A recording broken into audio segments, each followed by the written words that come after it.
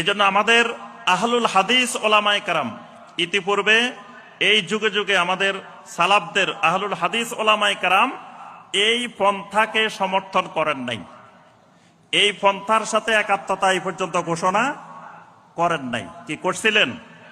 আমাদের পূর্বেকার আহলুল হাদিস ওলামায়ে কেরাম কি তারা এই গণতান্ত্রিক পন্থার মাধ্যমে ইসলাম কায়েমের জন্য চেষ্টা করছিলেন? কথা কয় না, করছেন? করেন নাই। এখন যদি মনে করি আমরা না এই পন্থায় যাওয়া দরকার, তো এই সিদ্ধান্ত কে নিবে? এই সিদ্ধান্ত নিতে হবে আমাদের এই সালাফি মানহাজের বিজ্ঞ ওলামায়ে কেরাম।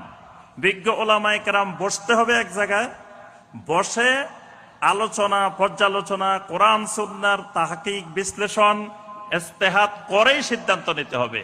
কোন একক ব্যক্তি বা কেউ এই সিদ্ধান্ত নিতে পারে না। ওলামায়ে কেরাম আমাদের সালাফি সমস্ত ওলামায়ে কেরাম যদি মনে করেন যে না এই পন্থা আমাদের এখন যাওয়ার দরকার বা এই পন্থা আমাদের গেলে আমাদের উপকার, আমাদের লাভ বা দ্বীনের লাভ, ইসলামের কল্যাণ, তো তাহলে ওলামায়ে কেরামকে বসে সিদ্ধান্ত নিতে হবে। ওলামায়ে কেরামের সিদ্ধান্তের বাহিরে এককভাবে নিজে নিজে এসব বিষয়ে সিদ্ধান্ত নেওয়া যেতে পারে না। আল্লাহ রাব্বুল আলামিন। ডক্টর সাহেব অনেক সুন্দর কথা বলছিলেন, তবে শেষের কথাটি শরীয়তের অনুকূলে হয়নি। সেটা হলো এই, সারা পৃথিবীর আলেম ওলামা যদি এক ফিল্ডে বলে যে গণতন্ত্রের নীতিতে নেতা নির্বাচন করতে হবে, তা হবে হারাম, তা হবে নাজায়েজ।